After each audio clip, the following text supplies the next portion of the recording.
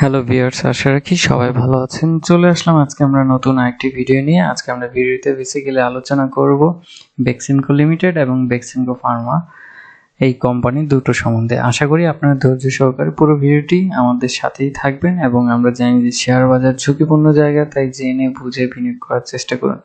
আমরা যদি রিসেন্টলি একটু বেক্সিমকো ফার্মার ইপিএসটা দেখার চেষ্টা করি তাহলে দেখবেন যে এই কোম্পানিটি তাদের ফার্স্ট কোয়ার্টারে 2022 এবং 23 সালে দেখা যাচ্ছে গত বছরের তুলনায় 4 পয়সা কম ইপিএস অর্জন করেছে এবং ক্যাশ ফ্লো তাদের বেশ আংশিক নেগেটিভ দেখতে পাই।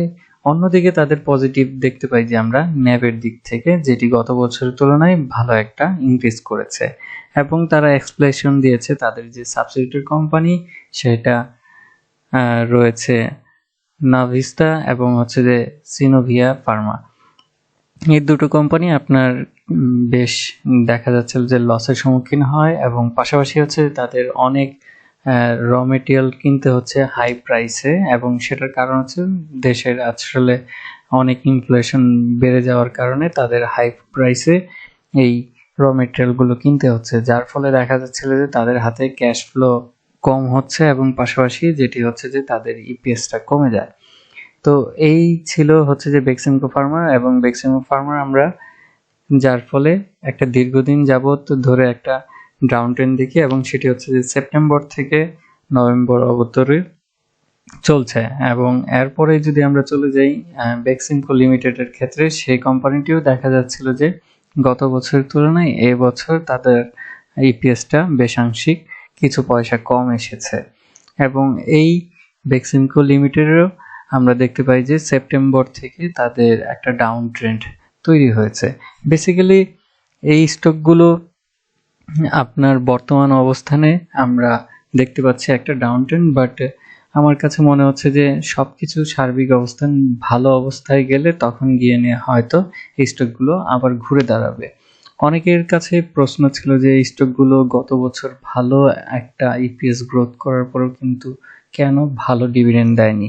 এটা আমি যদি আমার চিন্তাধারা থেকে এক্সপ্লেনেশন করি তাহলে এইরকম আমার কাছে মনে হয়েছে যে যেহেতু একটা অস্থিরতা চলছে সারা পৃথিবী জুড়ে, তো বড় বড় কোম্পানিগুলো চাবেই যে তাদের আসলে হাতে এখন ক্যাশ ফ্লোটা ধরে রাখার জন্য, কারণ যদি ভবিষ্যতে তারা খারাপ অবস্থানে হয় সেই টাকাটাকে ইউটিলাইজ করা কিংবা সেই রিজার্ভ ফান্ড থেকে সাধারণ বিনিয়োগকারী কিংবা ম্যানেজমেন্টকে আপনার ডিভিডেন্ড ডিক্লারেশন যাতে করতে পারে। তো এই কারণে আমার কাছে মনে হচ্ছিল যে তারা ভালো ইপিএস করার ফলেও ভালো এবার ডিভিডেন্ড দিতে চাচ্ছে না এবং সেটাকে শক্তি হিসেবে রাখতে চাচ্ছে। তো আমি এক সেন্সে মনে করি যে এটা একটা পজিটিভ দিক এবং আমার কাছে মনে হচ্ছে যে হয়তো এই সার্বিক যে একটা অস্থিরতা এটা আসলে ঘুরে দাঁড়াবে আরো হয়তো 6 মাস আপনার যাওয়ার পরে কিংবা এর থেকে বেশিও যেতে পারে। এটা আসলে এইভাবে আসলে আমারও বলা উচিত না যে এতদিনেই আপনার সব প্রবলেম সলভ হয়ে যাবে, বাট আমার কাছে মনে হচ্ছে যে আরো একটু সময় নিবে এই সিচুয়েশনগুলো থেকে আমাদের বের হওয়ার জন্য এবং তখন যখন আমরা বের হতে পারবো তখন আমাদের অনেক কোম্পানিগুলো আবার ইপিএস গ্রোথগুলো বাড়তে থাকবে। এই জিনিসটা মনে রাখতে হবে। তো এখন আমাদের সবারই যেহেতু যদি যারা ব্যবসায়ী আছে তারাও যদি আমরা একটু আশপাশ দেখার চেষ্টা করি, আসলে কারোরই কিন্তু খুব ভালো অবস্থানে নাই। সো এইখান থেকে যখন বের হবো তখন বড় কোম্পানিগুলো অবভিয়াসলি ভালো অবস্থানে ঘুরে ফিরবে। তো আজকে এতটুকুই, আশা রাখি আপনারা এখান থেকে কিছুটা হলেও উপকৃত হবেন এবং এখানে কোনো ধরনের বাই সেল নির্দেশনা দেওয়া হচ্ছে না এবং আশা করব আপনারা এই মার্কেটে জেনে বুঝে বিনিয়োগ করার চেষ্টা করবেন। ধন্যবাদ।